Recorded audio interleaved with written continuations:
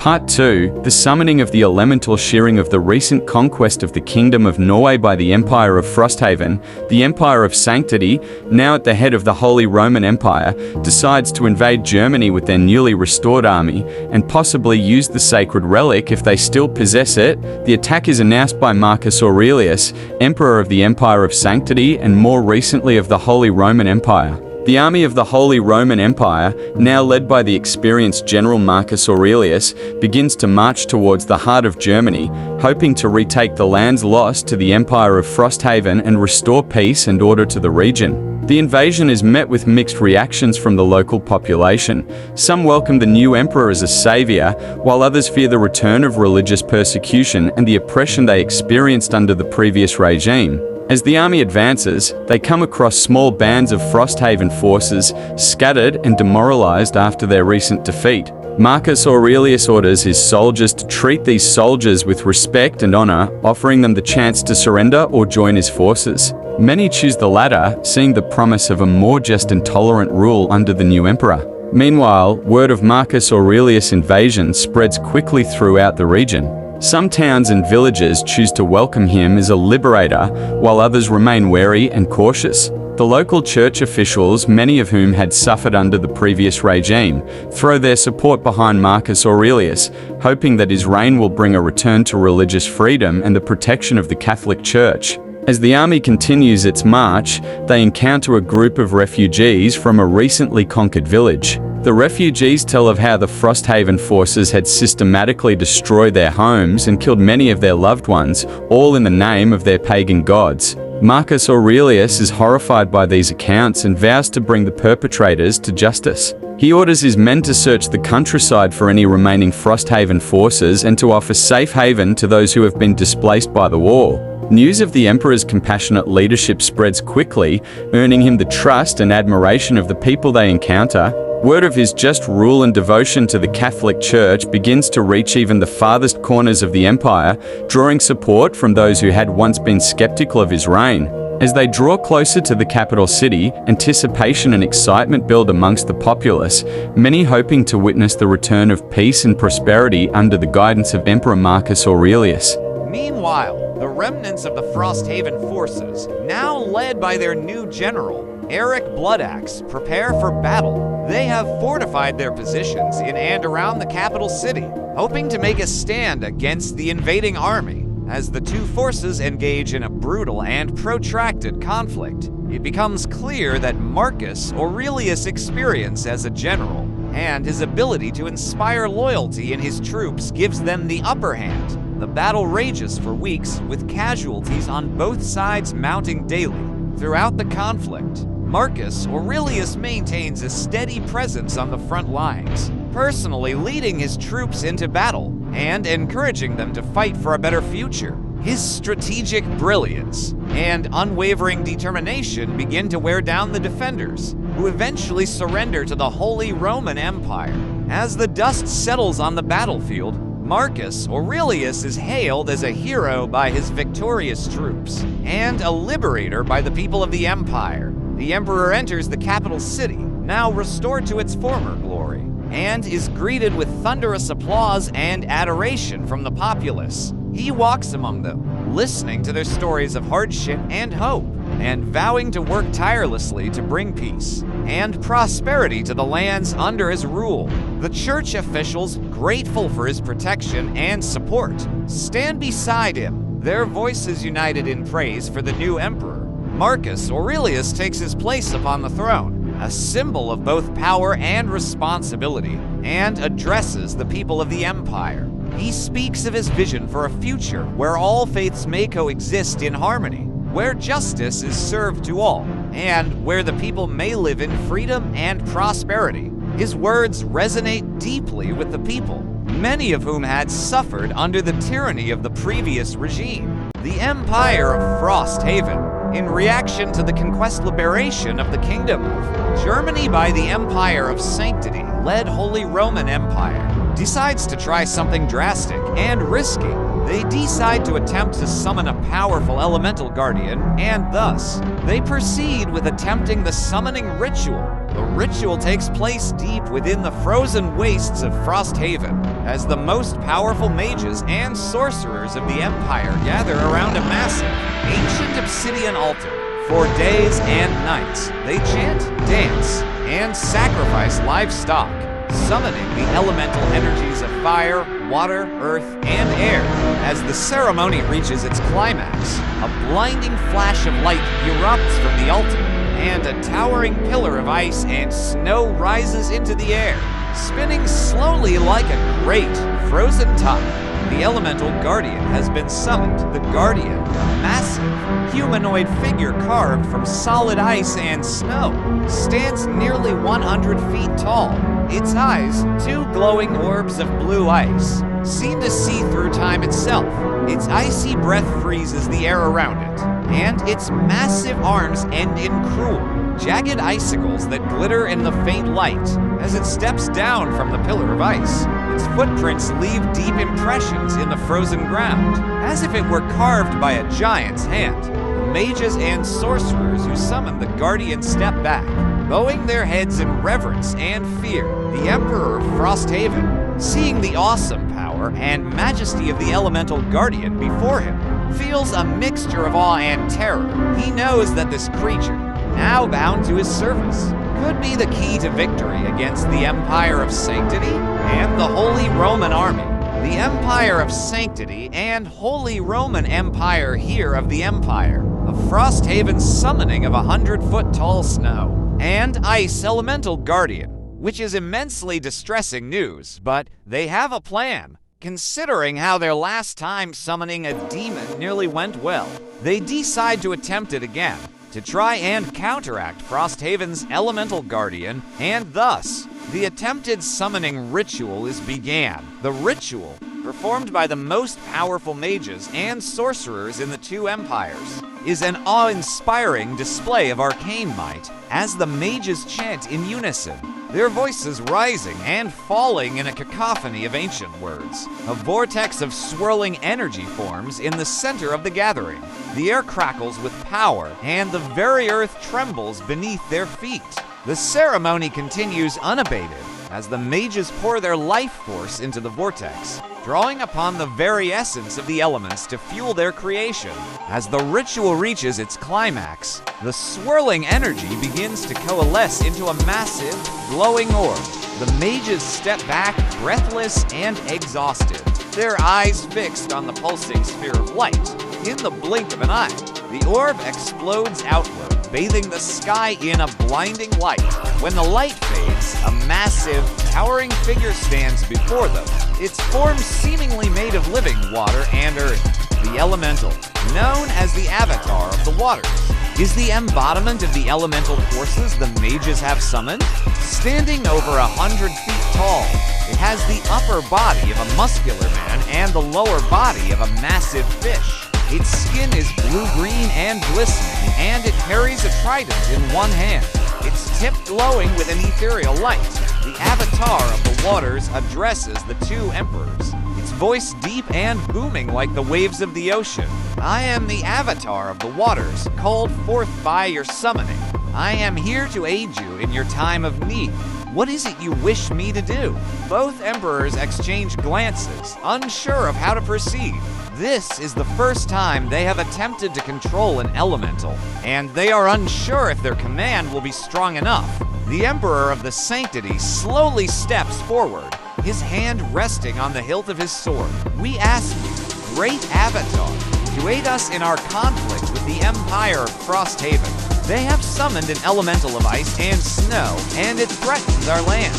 We wish for you to confront it and put an end to its reign of terror. The Empire of Frosthaven soon though hears that the Empire of Sanctity has summoned the Avatar of the Waters, an over 100-foot tall embodiment of the elemental forces of earth and water, and thus have decided to attempt to summon a legendary creature known as the Frostworm, a colossal dragon-like creature of ice and frost, with wings spanning the skies, and a breath capable of freezing anything it touches. As a symbol of the harsh and unforgiving nature of the northern lands, the Frostworm embodies the raw power of winter and ice, and thus, The Empire of Frosthaven begins the attempted summoning ritual of the Frostworm. The ritual is performed at the highest peak of the Frozen Mountains, where a massive obsidian altar stands, carved with intricate runes and symbols. 4 days and nights, the most powerful mages and sorcerers of the Empire gather around the altar, sacrificing animals and burning incense, drawing upon the elemental energies of ice and cold. As the ceremony reaches its climax, a blinding flash of light erupts from the altar, and a towering pillar of ice and snow rises into the sky, spinning slowly like a great frozen top. The Frostworm has been summoned. The Frostworm descends from the heavens, its massive, scaled body glistening in the moonlight. Its wingspan is greater than that of any known creature, the tips of its wings scraping against the stars. Its head is adorned with horns of solid ice, and its eyes glow like embers in the depths of a frozen sea.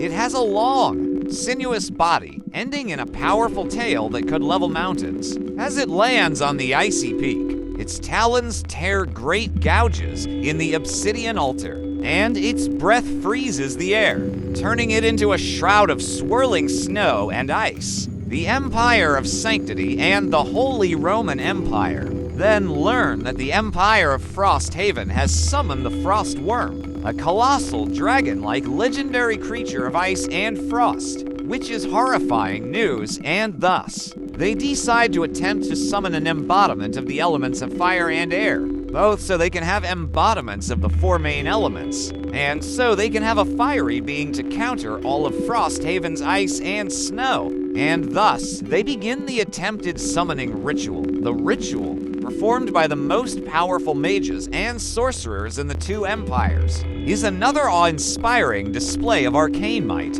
as the mages chant in unison, their voices rising and falling in a cacophony of ancient words. A vortex of swirling energy forms in the center of the gathering. The air crackles with power, and the very earth trembles beneath their feet. The ceremony continues unabated as the mages pour their life force into the vortex, drawing upon the very essence of the elements to fuel their creation. As the ritual reaches its climax, the swirling energy begins to coalesce into a massive, glowing orb. The mages step back, breathless and exhausted, their eyes fixed on the pulsing sphere of light. In the blink of an eye, the orb explodes outward, bathing the sky in a blinding light. When the light fades, a massive, towering figure stands before them, its form seemingly made of living fire and air. The elemental, known as the Avatar of the Winds, is the embodiment of the elemental forces the mages have summoned. Standing over 100 feet tall, it has the upper body of a muscular man, and the lower body of a powerful bird of prey. Its skin is red-orange and crackling, and it carries a pair of wings on its back, each tipped with flame. The Avatar of the Winds addresses the 2 emperors, its voice deep and commanding like the roar of a raging fire. I am the Avatar of the Winds, called forth by your summoning. I am here to aid you in your time of need. What is it you wish me to do? The Empire of Frosthaven then learns that the Empire of Sanctity has summoned now the Elemental of the Winds, over 100-foot tall physical embodiment of the elemental forces of fire and air, and thus they decide to attempt to summon a legendary creature known as the Frost Phoenix, a mythical creature of ice and snow, with wings that span the sky and feathers that shimmer with frost. As a symbol of resilience and rebirth, the Frost Phoenix embodies the enduring spirit of the northern lands and the power of ice and cold, and thus they begin the attempted summoning ritual. The ritual is performed at the heart of the great frozen wastes, where a massive obsidian altar stands, carved with intricate runes and symbols. 4 days and nights, the most powerful mages and sorcerers of the Empire gather around the altar, sacrificing animals and burning incense, drawing upon the elemental energies of ice and cold. As the ceremony reaches its climax, a blinding flash of light erupts from the altar, and a towering pillar of ice and snow rises into the air. Spinning slowly like a great frozen top, the Frost Phoenix has been summoned. The Frost Phoenix descends from the heavens, its massive, scaled body glittering in the moonlight. Its wingspan is greater than that of any known creature, the tips of its wings nearly scraping against the stars. Its head is adorned with a crown of ice and snow, and its eyes glow with an inner light that seems to pierce the darkness. It has a slender, graceful body, ending in a long, sinuous tail that could freeze the blood of any who dare approach. As it lands on the obsidian altar, its talons tear great gouges in the ice, and its breath freezes the air, turning it into a cloud of swirling snow and ice. The Empire of Sanctity and Holy Roman Empire then learn that the Empire of Frosthaven have summoned the Ice Phoenix, and thus they decide to attempt to summon the Golden Dragon, a gigantic golden dragon, and thus they begin the attempted summoning ritual. The ritual, performed by the most powerful mages and sorcerers in the two empires, is another awe-inspiring display of arcane might as the mages chant in unison, their voices rising and falling in a cacophony of ancient words. A vortex of swirling energy forms in the center of the gathering. The air crackles with power, and the very earth trembles beneath their feet. The ceremony continues unabated as the mages pour their life force into the vortex, drawing upon the very essence of the elements to fuel their creation. As the ritual reaches its climax, the swirling energy begins to coalesce into a massive, glowing orb. The mages step back, breathless and exhausted, their eyes fixed on the pulsing sphere of light. In the blink of an eye, the orb explodes outward, bathing the sky in a blinding light. When the light fades, a massive, towering figure stands before them, its form seemingly made of living gold and air.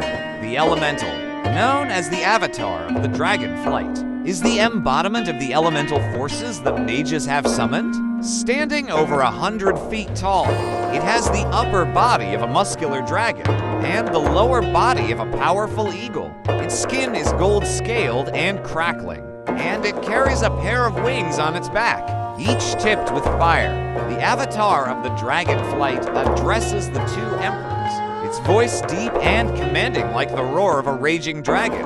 I am the avatar of the dragonflight, called forth by your summoning. I am here to aid you in your time of need. What is it you wish me to do?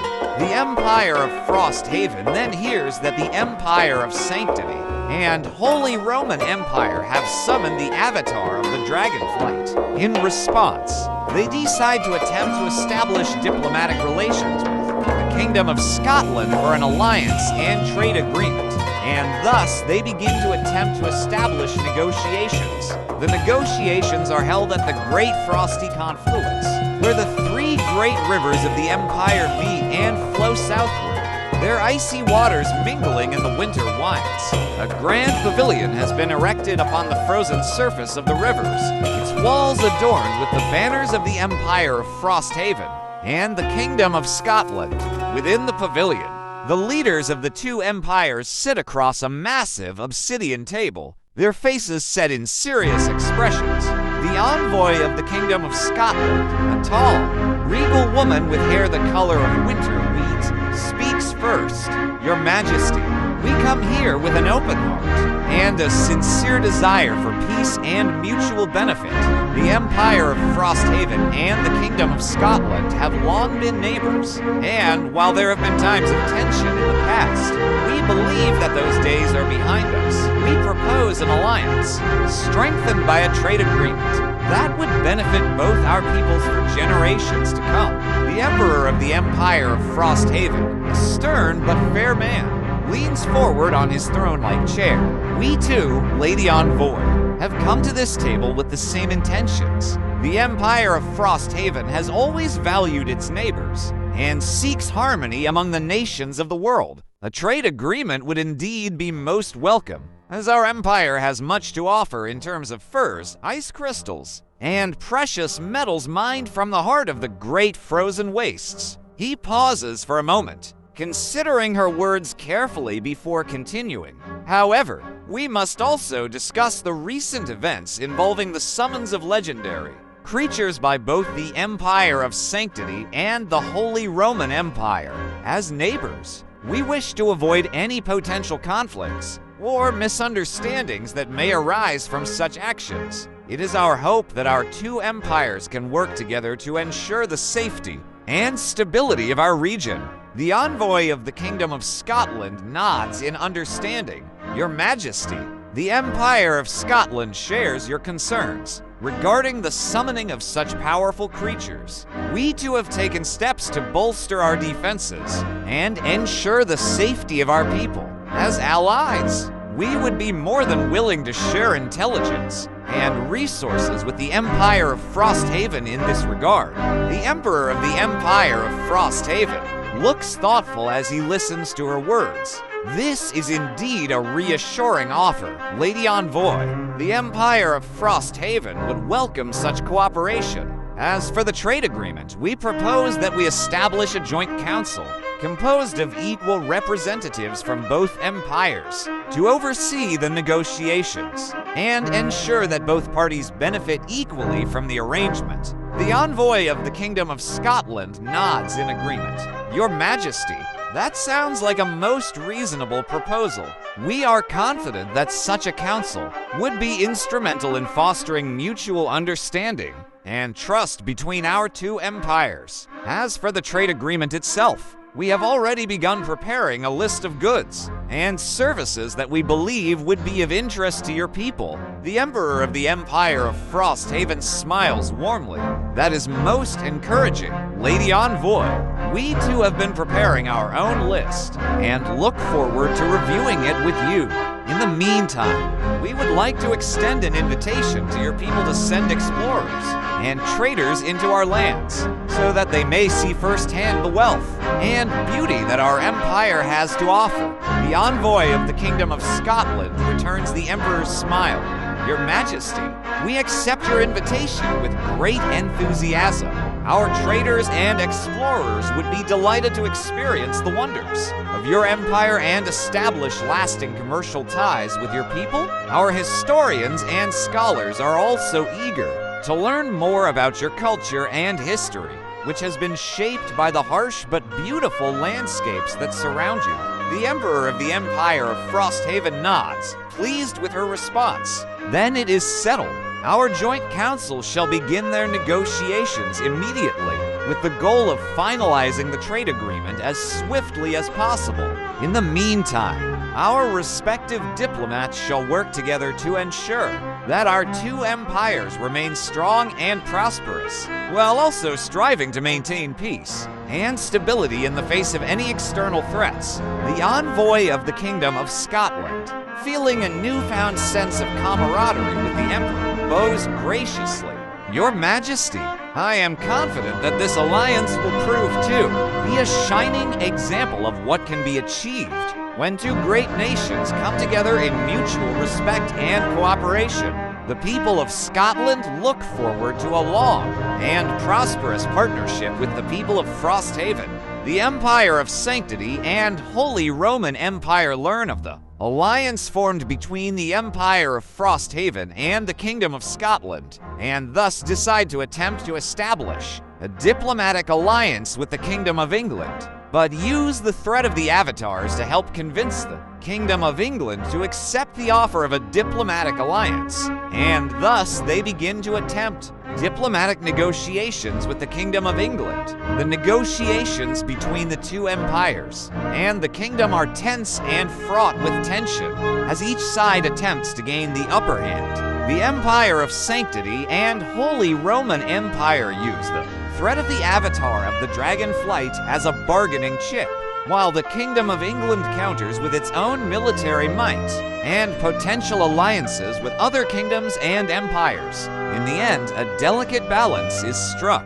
The Kingdom of England agrees to enter into a diplomatic alliance with the Empire of Sanctity and Holy Roman Empire, acknowledging the mutual threat posed by the Avatars and the other empires. In return, the Empire agrees to respect England's autonomy and territorial integrity, while also offering economic and military support when needed. Emperor Marcus Aurelius of the Empire of Sanctity and the Holy Roman Empire immediately calls for an invasion and attempted conquest of the Kingdom of France, and thusly the Empire of Sanctity and the Holy Roman Empire invade and attempt to conquer the Kingdom of France. Meanwhile, the Empire of Frosthaven, feeling threatened by the alliance between the Empire of Sanctity and the Holy Roman Empire, as well as the Kingdom of England, attempts to form an alliance with the Kingdom of Spain,